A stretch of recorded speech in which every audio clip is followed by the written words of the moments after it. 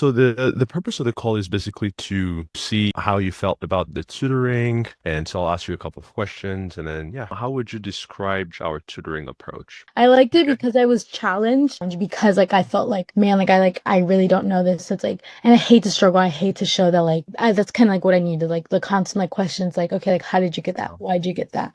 Where would you start? You know? Because you've probably heard of this, right? Like students would say, like, yeah, when I was working on this with the tutor, like it made sense, but when I tried to do it on my own, like I couldn't do it. Yeah. So, and that's because when the tutor is just like working on the problems and then you're just watching, it's like, oh yeah, it makes sense. He makes sense. Well, of course it's Yeah. gonna make sense because we're professionals, we make it look easy. But when you're gonna try to do it on your own, that's when you're like, oh, wait a minute, right? Those like small little details now you Yeah. those. I think it really like had me changing like my approach on math and everything, really understanding it's just like it's something you just have to do over and over and over and over again, like, you know. Yeah, especially because I think you mentioned that you had a lot of gaps in your knowledge, right?